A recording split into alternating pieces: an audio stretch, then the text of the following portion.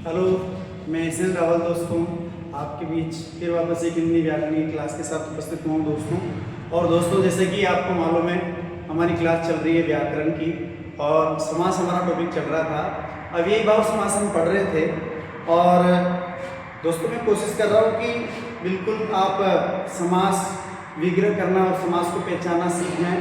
देखो, बात यह है कि हमें पहचान आनी चाहिए कि उदाहरण कौन से समास का है। ठीक है दोस्तों, बाकी बात अपन करें कि जैसे उदाहरण है तो उदाहरण तो किताबों में काफ़ी भरे पड़े हैं और अनेक यूट्यूब चैनल पे भी पढ़ाया गया है दोस्तों। फिर भी मैं कोशिश करता हूँ कि आप क्या कर सकें, उदाहरण के साथ उदाहरण को पहचान सके कि कौन से समास का है और समास विग्रह कर सके। तो दोस्तों आइए क्लास शुरू करते हैं। और यदि आप यूट्यूब चैनल से नहीं जुड़े हैं तो सब्सक्राइब कर लीजिए दोस्तों और बेल आइकन बटन को दबा दीजिए और लाइक और कमेंट करना ना भूले दोस्तों। बराबर आप लाइक और कमेंट करते रहे दोस्तों। आइए दोस्तों क्लास शुरू करते हैं। देखिए, बात हम कर रहे थे किस पर? बात कर रहे थे दोस्तों अव्ययीभाव समास पर। किस पर कर रहे थे? अव्ययीभाव समास पर बात कर रहे थे। अच्छा देखिए दोस्तों, हेडिंग डालते हैं अव्ययीभाव समास। अव्ययीभाव समास।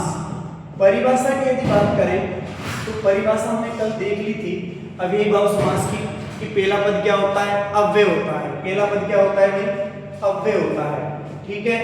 दूसरी बात, पहला पद अव्यय होता है। दूसरी बात क्या? पहला पद क्या होता है? प्रधान होता है। क्या होता है? प्रधान होता है। प्रधान होने का मतलब ये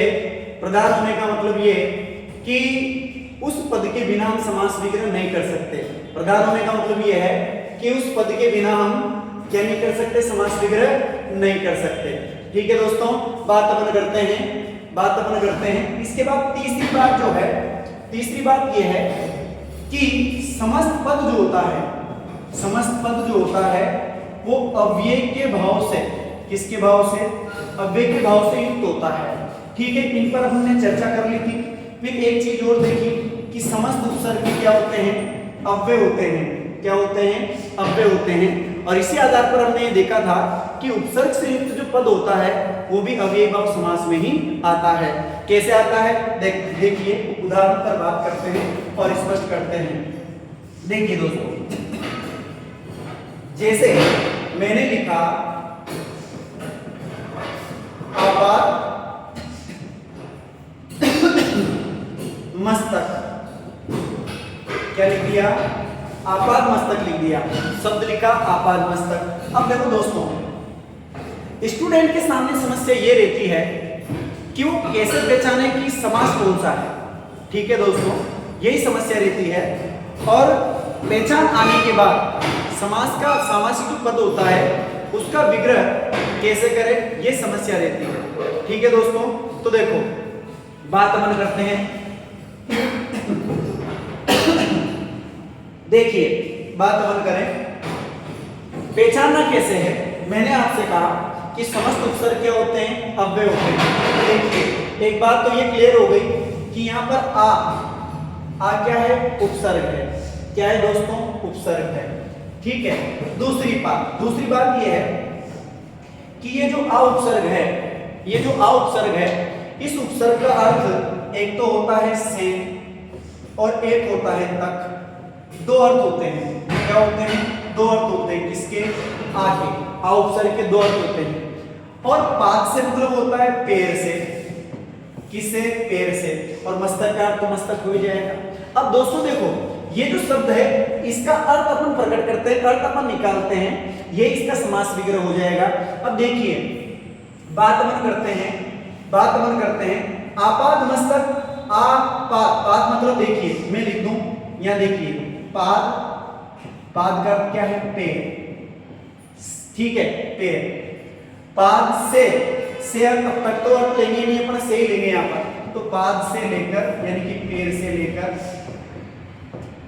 मस्तक तक, ये हो गया आपाद मस्तक। पैर से लेकर मस्तक तक ये क्या होता है? आपाद मस्तक होता है। इसी तरह देखिए दोस्तों, और भी देखते हैं, और उदाहरण देखते हैं। जैसे मैंने लिखा आमरण। क्या लिख दिया? आमरण। आमरण की यदि अपन बात करते हैं तो देखो, आ उपसर्ग है, आपको मालूम चली गया। आ उपसर्ग का क्या होता है? एक होता है तक और एक होता है से, ठीक है। तो अब यहां देखिए, मरण तक या मरण से, कौन सा सही होगा? मरण से तो हो नहीं सकता, क्योंकि मरने के बाद भी तो कुछ करने का है नहीं आदमी, तो क्या करेंगे? मरण तक। क्या करेंगे? मरण तक कर देंगे। देखो ये मरण तक, ठीक है।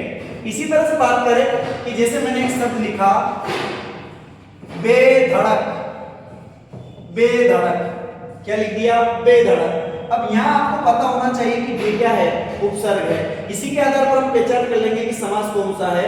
अव्ययीभाव, ठीक है। तो बे उपसर्ग आ गया, और बे उपसर्ग आ गया है तो बेकार होता है बिना। क्या हो जाएगा? बिना। तो हमने पहले लिख दिया बिना, ठीक है, क्योंकि पहला पद बे ही तो है, पहला पद बे है, और आपको पता है कि अव्ययीभाव समास में पहला पद क्या होता है? प्रधान होता है। बिना प्रथम पद के हम क्या नहीं कर सकते? समास नहीं कर सकते। तो दोस्तों देखो, बे, बिना, धड़क के। अब इसमें कहां दिक्कत आ रही है दोस्तों समास विग्रह करने में? देखिए मैंने लिखा, और लिखता हूं मैं अगला, मैंने लिखा बखूबी। क्या लिख दिया? बखूबी। अब आपको पता है कि ब उपसर्ग होता है। क्या होता है? ब उपसर्ग होता है। अब समास विग्रह करोगे तो क्या हो जाएगा? खूबी सही। क्या हो जाएगा? खूबी सही, क्योंकि सहित खूबी तो अपन लिख नहीं सकते। सहित खूबी लिखेंगे तो सही अर्थ प्रकट नहीं होगा, तो सहित को क्या कर देंगे? पीछे जोड़ देंगे। बस यही तो समास विग्रह है। इसके अलावा समास विग्रह में कुछ थोड़ी बचता है। इसके अलावा आप देखिए, और शब्द में बता दूं, देखिए जैसे मैंने लिखा भरपेट, भरपेट। अब आपके दिमाग में आ रहा होगा सर भर तो उपसर्ग है ही। हाँ बिल्कुल नहीं है, भर उपसर्ग नहीं है, बल्कि भर जो शब्द है ये उपसर्ग के रूप में भी क्या होता है? उपयोग में लिया जाता है। और प्रत्यय के जैसे अपन प्रत्यय लगाते हैं पीछे, तो कभी कभी बहुत सी बार क्या होता है? शब्द के अंत में भी आ जाता है। तो अब बात अपन करें, देखो भरपेट, अब बहुत सी बार बोलते हैं यार मैं भरपेट भोजन करूंगा। क्या करूंगा? भरपेट भोजन करूंगा। इसका मतलब सामने वाला क्या कहना चाह रहा है? इसका मतलब सामने वाला ये कहना चाह रहा है कि मैं पेट भरकर क्या करूंगा? पेट भरकर भोजन करूंगा। इसका समास विग्रह हो गया। ये क्या हो गया? इसका समास विग्रह हो गया, ठीक है। बात अपन करते हैं, इस तरह से अपन कर सकते हैं, क्या समास विग्रह कर सकते हैं, और कोई समस्या नहीं है। इजी वे में क्या हो जाएगा? समास विग्रह हो जाएगा। देखिए मैंने एक शब्द लिखा, आप पहले स्क्रीनशॉट लीजिए फिर आगे बढ़ते हैं। अच्छा, आप स्क्रीनशॉट लीजिए फिर आगे बढ़ते हैं। देखिए दोस्तों, यहां से आगे बढ़ते हैं। इसके बाद मान लीजिए जैसे ये शब्द है अपने पास, मैंने लिखा मारा मारी। क्या लिख दिया? मारा मारी लिख दिया। अब मारा मारी का मतलब क्या है? यार मारा मारी चल रही है, यार चौराहे पर मारा मारी हो रही है, बहुत सी बार बोलते हैं। तो मारा मारी हो रही है, इसका मतलब क्या है? मार के बाद मार, भाई एक ने मारा फिर दूसरे ने मारा, तो मारा मारी शब्द का समास विग्रह क्या होगा? मार के बाद मार हो जाएगा। क्या हो जाएगा? मार के बाद मार, ठीक है। इसी तरह से मान लीजिए मैंने लिख दिया लूटम लूट। अरे यार मार्केट में लूटम लूट चल रही है, तो सीधी बात है लूट के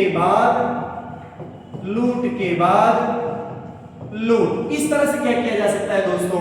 समास विग्रह किया जा सकता है। ये अपना अव्ययीभाव समास था दोस्तों, और आशा करता हूं कि आपको समझ में आया होगा। इसके बाद अपन बात करते हैं, आप स्क्रीनशॉट लीजिए, आगे बढ़ते हैं। देखिए अच्छा दोस्तों, देखिए इसके बाद अगला उपसर्ग समास लेते हैं अपन, द्वंद्व समास। कौन सा लेते हैं? द्वंद्व समास लेते हैं। द्वंद्व समास, ठीक है। अच्छा देखिए, द्वंद्व समास की परिभाषा यदि बात करें, द्वंद्व समास की परिभाषा की बात करें तो क्या होती है दोस्तों? वह समास जिसमें दोनों पद प्रधान होते हैं। क्या होते हैं? दोनों पद प्रधान होते हैं, ठीक है। वो समास जिसमें दोनों पद प्रधान होते हैं। दोनों पद प्रधान कैसे होते हैं? तो देखो दोस्तों, यहां मैंने मान लीजिए मैंने लिख दिया माता और दूसरा लिख दिया पिता। दो शब्द लिख दिए, एक तो लिख दिया माता, दूसरा लिख दिया पिता। अब यहाँ पर माता तो हो गया पहला पद, पिता हो गया दूसरा पद। ठीक है दोस्तों, अब मैं आपसे ये पूछना चाह रहा हूं, मान लीजिए इन दोनों में से मैं क्या करूं, एक को मिटा दूं, चाहे माता को मिटा दूं या पिता को मिटा दूं, तो समास विग्रह हो पाएगा क्या? बिल्कुल नहीं होगा। ठीक है, बिल्कुल भी समास विग्रह नहीं होगा। इसका मतलब क्या हुआ? इसका मतलब ये हुआ कि इस समास के अंदर दोनों ही पद क्या हैं, प्रधान हैं। दोनों पदों के अभाव में समास विग्रह नहीं हो सकता। इस वजह से दोनों पदों की क्या हो गई दोस्तों, प्रधानता हो गई। क्या हो गई? प्रधानता हो गई। तो समास विग्रह क्या कर देंगे, माता और पिता। क्या हो जाएगा? माता और पिता। अब बात अपन करते हैं माता और पिता। अब देखिए दोस्तों, आप स्क्रीनशॉट लीजिए, फिर आगे बढ़ते हैं यहां से।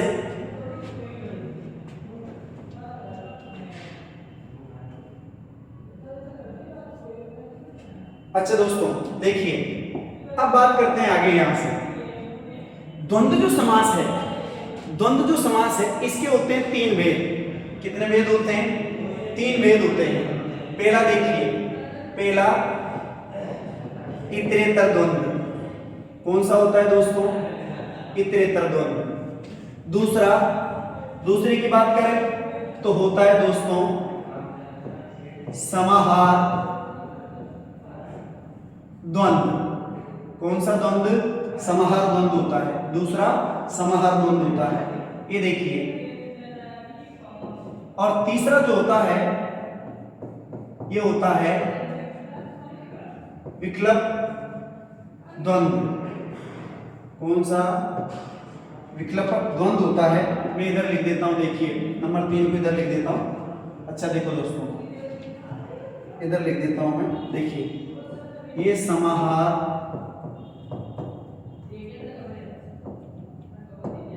द्वंद्व। ठीक है, समाहार द्वंद्व। और ये नंबर 3 है विकल्पक द्वंद्व। ठीक है, ये देखिए। अब क्या होता है, देखिए इसमें क्या होता है, देखिए तीन भेद होते हैं किसके? द्वंद्व समास के। भेद कितने होते हैं? तीन। पहला इतरेतर, दूसरा समाहार, तीसरा विकल्पक द्वंद्व होता है। अब आप इसमें सोच लीजिए, फिर एक एक करके देखते हैं। अच्छा दोस्तों देखिए, बात करते हैं यहां से, बात करते हैं। देखिए बात करते हैं इतरेतर द्वंद्व की बात करें। किसकी बात करें? इतरेतर द्वंद्व। देखिए इतरेतर द्वंद्व में क्या होता है, दोनों पद प्रधान होते हैं और दोनों पद अपना अपना अस्तित्व रखते हैं। अस्तित्व कैसे रखते हैं? देखिए बात करें, जैसे मैंने लिखा घन घोर। ठीक है, क्या लिखा? घन घोर। एक पद तो हो गया घन, दूसरा हो गया घोर, दो पद हो गए। और दोनों पदों का बराबर महत्व होता है। अगर दोनों में से एक पद भी अगर हम हटा देंगे तो समास विग्रह नहीं होगा। दूसरी बात यह है कि दोनों पदों का तो क्या महत्व होता ही है, साथ के साथ दोनों का अस्तित्व भी होता है। अब देखिए घनघोर किसको कहते हैं? घनघोर का मतलब होगा, घनघोर का मतलब क्या होता है? कहते हैं बहुत सी बार कहते हैं घनघोर बारिश हो रही है, यानी कि सीधी बात है, घन यहां हो जाएगा घना और घोर हो जाएगा। ठीक है, इसी तरह से बात अपन करते हैं, जैसे मैंने लिख दिया खट मीठा। खट मीठा मतलब, खट मीठा मतलब क्या होगा? खट्टा और क्या हो जाएगा? मीठा। ठीक है, इसी तरह से बात अपन करते हैं हरिहर। हरिहर लिख दिया। हरिहर का मतलब क्या है? हरि और हर। ठीक है, इसी तरह से बात हम करते हैं, मैंने लिखा देखिए मैंने लिखा दूध रोटी। अब दूध रोटी का क्या हो जाएगा? दूध और रोटी। क्या हो जाएगा? दूध और रोटी। इस तरह से क्या करते हैं दोस्तों, इतरेतर द्वंद्व के जो उदाहरण होते हैं उनका समास विग्रह करते हैं। आप स्क्रीनशॉट लीजिए। अच्छा दोस्तों, बाकी कल पढ़ते हैं। आज के लिए इतना ही। जय हिंद, जय भारत। और यदि क्लास अच्छी लगी है दोस्तों तो आप कमेंट करिए, लाइक करिए, और YouTube चैनल से यदि नहीं जुड़े हैं तो सब्सक्राइब कर लीजिए दोस्तों।